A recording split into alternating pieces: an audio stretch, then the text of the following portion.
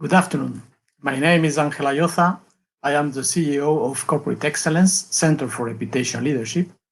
It is a professional think tank, and basically what we do is research, innovation, and sharing knowledge on corporate reputation, corporate brand, sustainability, and strategic communications. From an academic point of view, I am co-director of the executive course called the Global Chief Communication Officer, the Strategic Management of Reputation, Brand, and Communication at Esade Business School. Today, it is a session which is part of the Esade project Stay Connected, through which Esade offers different open webinars of cutting-edge topics. The communication channels are YouTube, LinkedIn, and the Esade website. The goal of this initiative is to share advanced academic knowledge and relevant experiences with all of you. With us today, we have Oriol Iglesias, Associate Professor, Director of the Department of Marketing Management at Esade.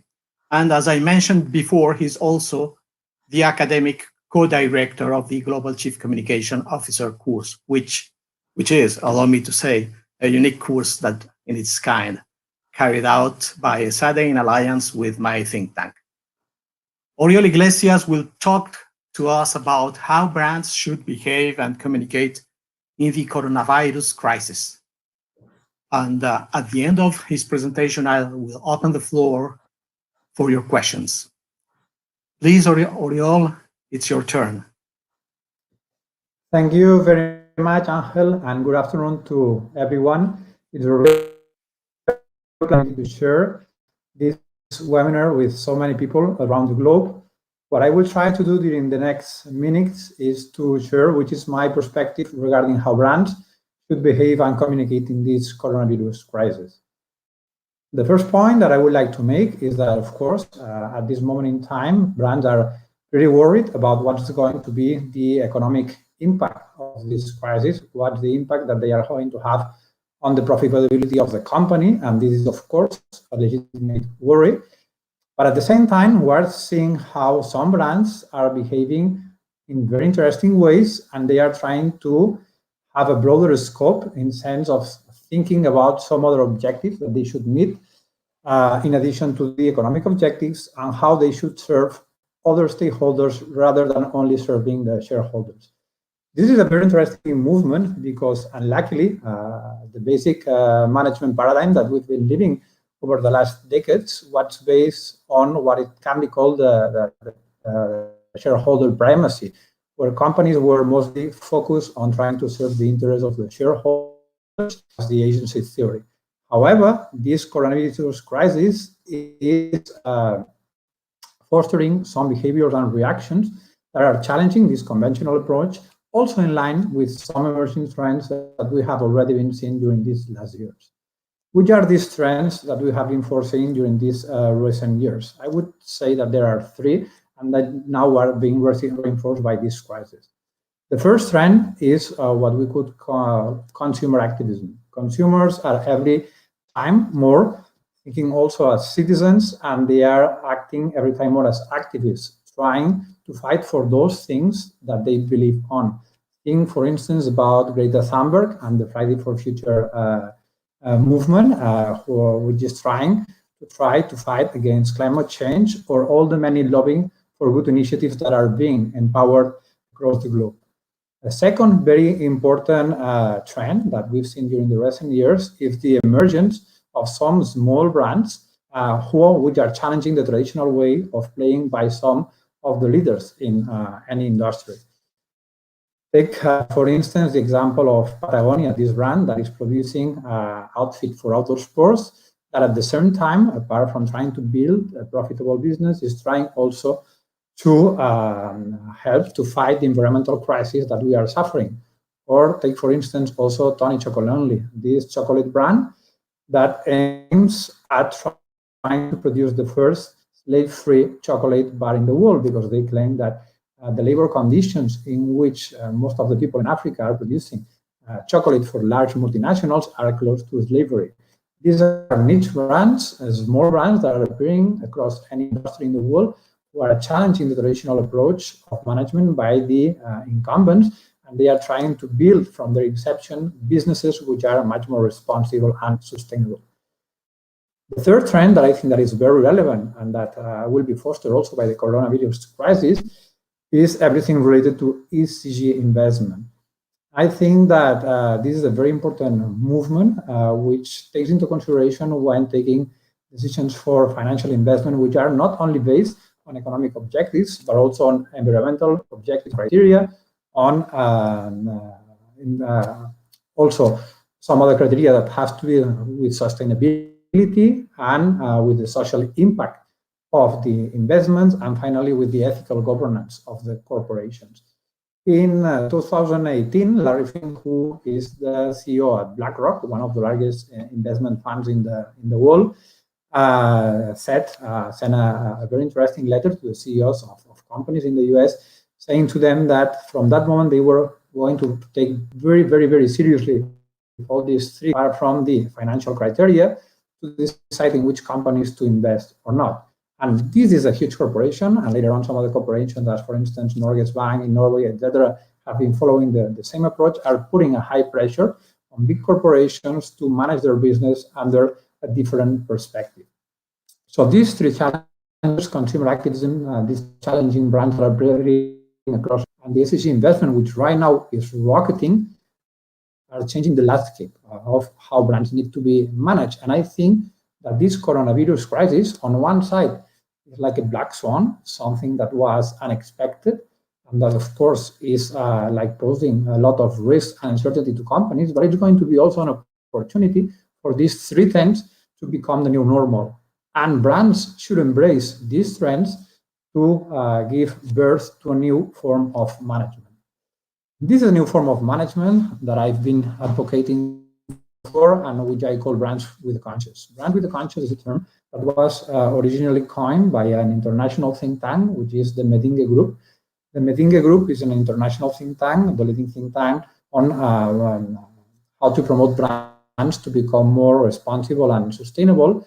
And what they basically claim, and what we claim, is that brands should transcend the pure economic objectives, not renounce to them, but transcend them to also try to create a positive, transformative impact in the world and create value for all the different stakeholders of the corporation.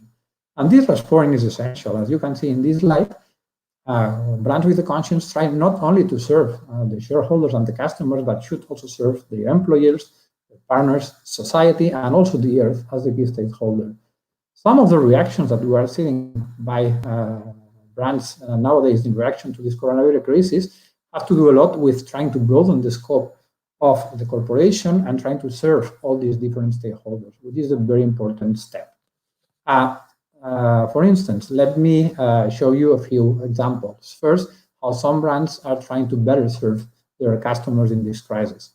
One good example, I believe, is Albert Heijn. Albert Heijn is one of the leading supermarket chains in the Netherlands.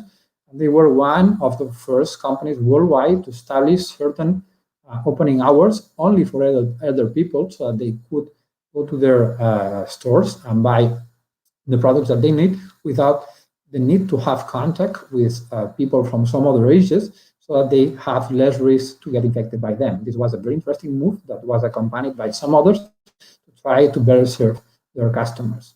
There's some other brands, as for instance Nike, that they are also conducting some really interesting initiatives. Nike, for instance, they have this Nike Training Club, which is an online platform that offers virtual workouts, and that was only accessible through a premium service. So what they have done is they have dropped down the subscription fee for this service. So nowadays that everybody needs to stay at home, they can all benefit from the possibility of doing these workouts at home. So trying also again to better serve their customers. Some other companies are also focusing on employees or partners. And for instance, here in Spain, we have the largest supermarket chain, which is Mercadona. What they did was to decide to increase 20% the salary of all the employees, because they think that if they want to serve their customers and they want to have employees doing their job, they are, of course, assuming more risk, so they need to compensate them from the risk of potentially being infected by trying to serve their customers. Also, Microsoft was one of the first companies to react in this area, and they announced already a few weeks ago that they were going to keep the wages of those workers and partners that will work together with Microsoft on a hourly basis, because of course, due to the reduction of the activity of the Microsoft sites, their income could be heavily affected. So they said that they were going to keep their wages so that they were not suffering through this crisis. Additionally, there are some other players that they are trying to better serve their partners, for instance, but also society. I think that one of the brands that have done some very interesting initiatives is, for instance, L'Oreal. They announced that through their brand, beauty brand La Roche-Posay, they were going to use the facilities of this brand to manufacture hydroalcoholic gel that they are going to provide to hospitals throughout Europe, and also to their partnering pharmacies throughout Europe. At the same time, they have another brand, which is Garnier, and they are also using the facilities of this brand to manufacture hydroalcoholic gel that they are going to provide to their partners in the fast-mover consumer good industry.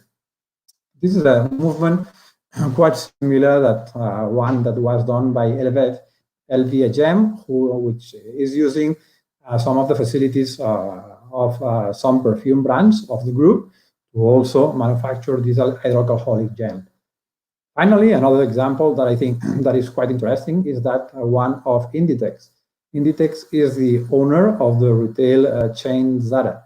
Inditex, during the last weeks and still now, is producing, manufacturing in their facilities hospital gowns and masks to be used by patients infected by coronavirus, as well as for the use of healthcare officials in Spain.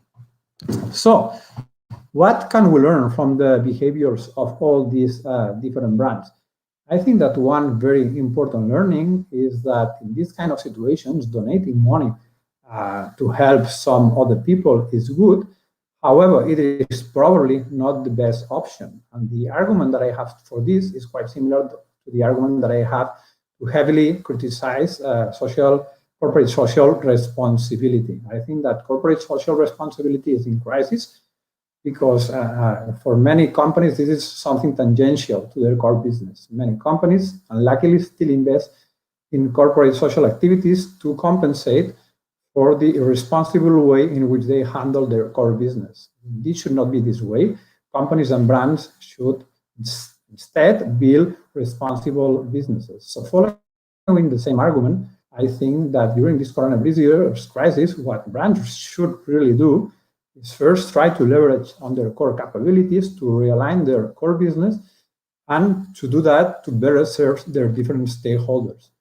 To do that, I think is a much more authentic response that would be much more appreciated by the customers and the different stakeholders. And to do that, I think that to do that in an agile way, it is important to have a purpose. Without a purpose that really defines what's the ultimate reason for existence to the company, that keeps focus to all the activities and to the business of the corporation, is much more difficult to realign the core business, leveraging on the core capabilities to better serve the needs of the different stakeholders at this moment in time.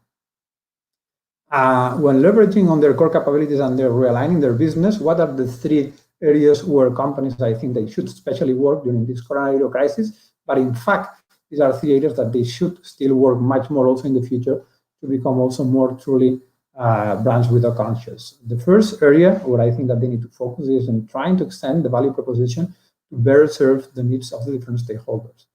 For instance, what Instagram is doing here is they have developed a new feature which allows the users to browse posts together with their friends through a video chat. Of course, this is a new feature that is extremely valuable in this moment in time where people tend to be isolated at homes, and this feature brings the opportunity for them to be together. Apart from extending the value proposition and realigning the core business to extend the value proposition to better serve their different stakeholders, brands need also to enhance their shift to online. And this is something that is going to be heavily enhanced during this period, but also become a trend after the coronavirus crisis. which will change for sure the landscape, the competitive landscape and the management landscape. For instance, at Esade, for the last years, we have been heavily investing in our blended learning courses and programs. I think that this experience has been very, very useful, for instance, at this moment in time, to very, very fastly move all our activity to online, and to do that very successfully with very high satisfaction rates from our students. This shift to online is something that is being really fostered in many different industries in this coronavirus crisis, and this is something that will remain. And the third point for understanding the value proposition and shifting to online, I think that is when dealing with complex phenomena and complex situations, as for instance this crisis, companies, I think that they are now realizing that they don't have all the required capabilities, that they need to partner with some other companies and partners to develop new capabilities, to integrate them, and this can only be done through co-creation strategies. And I think that every time we will be seeing more of those now in this crisis, and afterwards they will also be something that will be much more invested on, I think. For instance, during this coronavirus crisis in Spain, we have an initiative, which is the Corona Virus Makers, which is an initiative where there's around 2,000 people working together online, doctors, health experts, also engineers and 3D experts, to manufacture artificial respirators, which are now being used into hospitals. This is the kind of cooperation that for sure needs to be fostered, and that in the future, companies every time will recognize more, that is more relevant for them to be competitive. Apart from discussing these aspects that have to do with how brands, I think, should behave in this coronavirus crisis, I would like also to devote some time to reflect on what are my views regarding how do I think that brands need also to communicate during this crisis. First of all, I would like to share which are the 3 key principles that brands, I think, need to take into consideration when communicating in this crisis. The first principle is that I think that it's much more important being timely rather than perfect. What I mean here is that we are living, and brands need to operate in a context which is very uncertain and where we don't have all the answers. This means that, of course, we cannot be perfect, and customers and the other stakeholders are not expecting us to be perfect and to have all the answers, but they do expect that we are agile in the communications, that we also communicate timely and periodically to reduce, of course, the levels of uncertainty and anxiety. This is going to be the first key communication principle in this period. The second one is that we need to be as transparent as we can. Of course, they are not expecting us to know everything, to have all the answers in a given moment in time, but what they are expecting is that we tell them what we know, but also what we don't know, what we are doing, but also what we are not doing, and we are considering probably to do in the future. So transparency is going to be the second key communication principle to gain trust in this communication, in this coronavirus crisis. The third communication principle, I think, that is very important, that when trying to communicate, we need to be aware that we do not need to build a dialogue. What we need to do is to build we need to establish a dialogue and not a monologue. We are not just only having to worry about how do we convey our message. We also need to worry a lot how to open channels for our different stakeholders to explain us which are their needs, their doubts, their expectations, so that we can give an adequate response to them.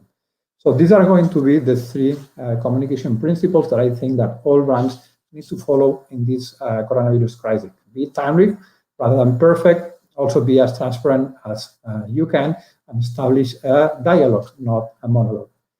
To put into effect these 3 communication principles, I think also that brands and organizations need to develop 3 organizational capabilities. The first one, of course, is agility. In these times of crisis, we are expected to react fast, to move fast, and agility is going for sure to be a key organizational capability.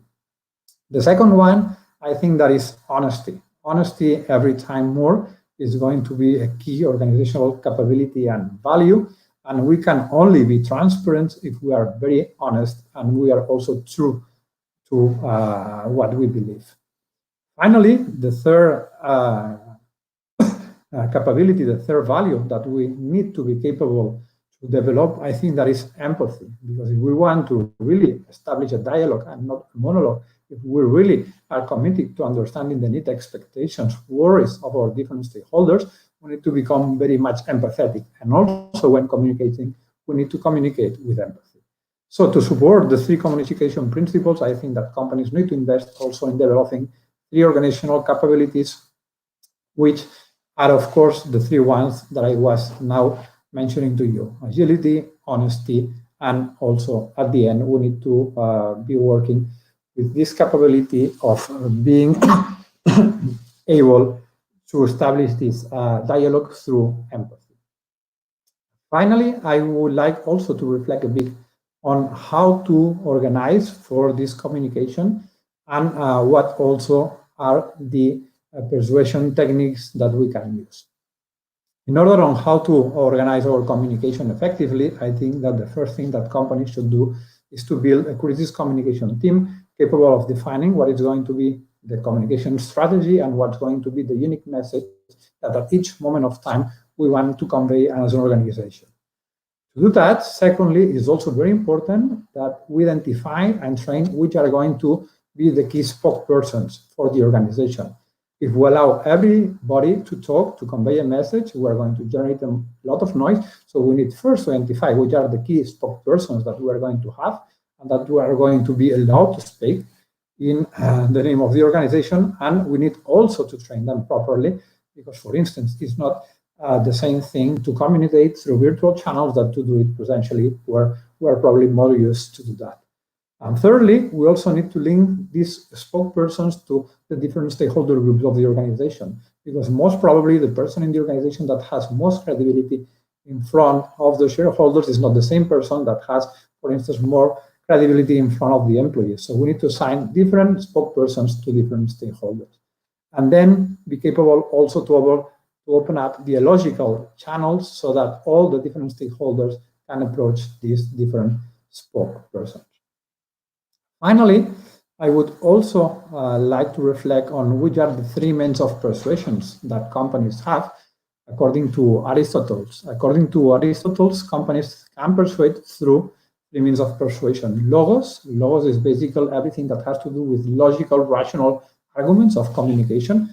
Pathos, which is building an emotional dimension for communication strategies and activities. And the third one is the ethos, which has to do with the moral character of the communications of the speaker. Traditionally, over the last years, companies and brands have mostly been investing on the ethos dimension, on developing emotional communications to emotionally engage the audience, which is a very interesting communication strategy in very competitive and mature landscapes. Some companies and brands are trying also to do that in the current environment. However, I do not think that this is the best strategy.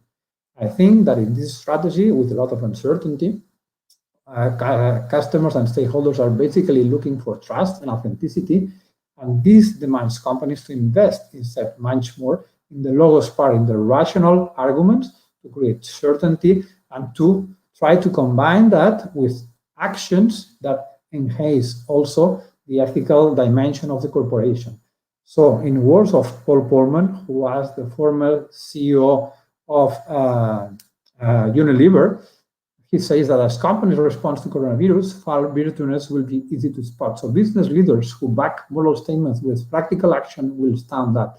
So I think it's not the time for pathos, it's the time for logos and for ethos. And to put it very, very succinctly, this is the time for acts, and this is not the time for acts. Finally, what I would like to do also is to reflect a bit on what can we learn from the future and what should companies do differently in the future in light of the learnings that we can extract from this coronavirus crisis. I think that there's 4 key learnings for brands. First, in the future, it will become every time more important, as this crisis has shown, in line also with the brands with the conscious concept that brands invest not only in profits but also in purpose. Brands, of course, need to be profitable, but they also need to have a purpose capable of transcending these pure economic objectives, trying to provide a positive transformative impact to the world and to serve all the different stakeholders. So the second point, apart from combining profits and purpose, is brands need to understand that they need to serve all the different stakeholders, not only their shareholders and customers, but also the employees, partners, society, and the earth as the key stakeholders, because we also need to still face the climate change crisis, of course, and they also need to engage all these different stakeholders, because if we want to find relevant solutions to relevant problems, we need to establish much more collaborative innovation, and all stakeholders can be valuable in this endeavor at different moments in time. The third learning thing is that we need to be much more transparent and also much more accountable. And we need to explain what we are doing, what we're not doing, which objectives we achieve, which we have not achieved, for instance, in terms of climate change, and what are we doing to reach those. So transparency and accountability, which are key now in the coronavirus crisis, will become also every time more key in the future. And finally, I think that this crisis demonstrates also that the experience that we are providing to our different stakeholders is much more important than the communications.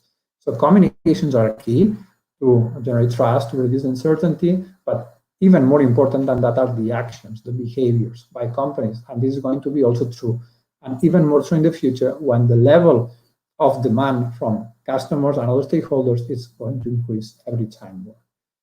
Finally, to close this webinar, I would like also to raise 4 questions. 4 questions that I think that any manager and any brand and company should ask in order to truly understand if the brand and the company is or is becoming a brand with a conscious or not.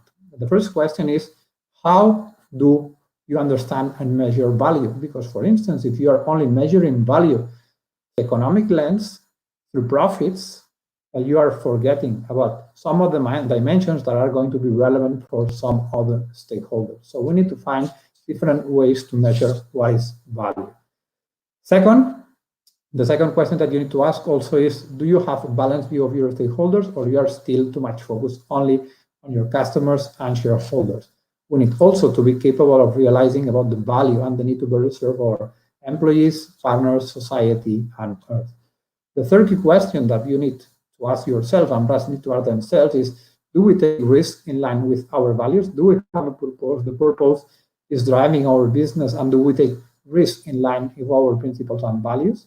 That's going to be also key in the future to be authentic and to generate trust to all the different stakeholders. And finally, and very, very important, how do we reward and promote people?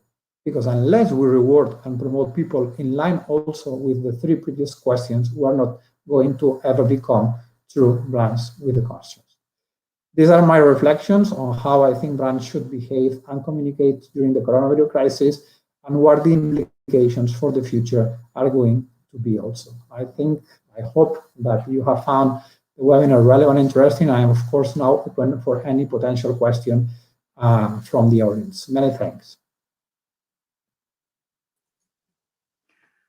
Thank you very much indeed, Oriol. It's been a brilliant presentation, full of useful and strategic insights. I've been taking notes all the time. You know, it's the way I learn things, because all the key insights that you have told us are extremely useful for this time when managing the crisis from my end. So thank you very much indeed. And now it's the turn to have a dialogue with the audience. And I will start by sharing some of the questions that came to me. The first one is thinking about when the crisis is over. Brands with a conscious approach might be in danger if purpose and corporate responsibility is taking a backseat in the face of possible slowdowns, cost cuttings, reduced hours, and even redundancies. What do you think about this post era? Thank you very much. Yeah, I think that every time more, it will be more relevant for brands to have an authentic purpose capable of giving a very clear focus on how they should run their business and what they should achieve, not only in terms of economic objectives, but how they should serve their different stakeholders and provide relevant value for them. I believe that when organizations have a purpose, first, it's much easier to take strategic decisions and to react in times of crisis. Purpose allows agility, for sure. And at the same time, whenever organizations have a strong purpose, it's much easier also to have or to get stronger levels of commitment from the different stakeholders, especially from the employees, which are the key stakeholders that we need as an organization, of course, to commit when trying to react fast to a certain crisis. And I think that this is true for this period in time, but this is also going to be true and every time more relevant for the future. Well, in fact, there is a question closely related to what you have just said. It is about the advice that you could share with the chief communication officers. And the question is, should they focus on internal or external communications, and why? Yeah, this is a very, very, very important point. I think that in a moment like this, both communications are extremely relevant, but internal communications is critical. I think that the role of the top management of any organization at this moment of time should be to first reduce the levels of anxiety of the employees because of the uncertainty of the environment, to provide clear messages with plain language, highlighting clear actions that are taking to resolve the current situation. And also at the same time to open internal channels so that the employees can also express their fears, their anxieties, their questions, and we can precisely respond to each one of those. This, of course, needs to be balanced then with the external communications part, where companies should understand which are the key concerns for each one of the stakeholder groups, and they should be communicating timely to address those concerns. So both are relevant, of course, but I think that internal communications in these times are essential to keep the level of commitment of our employees, to keep the levels of trust, and to boost the energy levels of the organization, which are really, really relevant and needed to confront a crisis like this. Mm-hmm. I'm reading the questions, and many of them are relating their concern about reputation. Mm-hmm. These times, reputation can be damaged or enhanced depending on the approach in dealing with the demands and expectations of different stakeholders. What do you think companies should do to prevent and to mitigate reputation risks, or even more, to enhance their reputation as a consequence of how they deal with this crisis? Very good question. First, maybe what I would like to do, I would like to demarcate the two concepts of what's brand, what's corporate reputation. I believe that a brand is an asset which defines the key differentiation dimensions of an organization. So the brand is the driver of differentiation. Corporate reputation, instead, is an asset which gives to a certain organization the legitimacy to operate. Without strong reputation, we are not legitimate to operate by our different stakeholders. So in this moment, of course, I think that the reputation is possibly at much higher risk than the brand. So unless companies and organizations are going to or are capable to to effectively respond to the crisis, they can have relevant risk from the reputational perspective. How to diminish the risk? I think that is very important, as I was saying before, to first respond fast, respond on a timely manner. Second, respond with transparency, with honesty, and also being very much empathetic, understanding which are the key needs, concerns, and expectations of the different stakeholders, as well as the risk associated to the different stakeholders, and then build appropriate responses in terms of behaviors and communication for each one of them. Thank you. I might read the last one because we are a little bit out of time. And let me see if I can summarize different questions in a single one.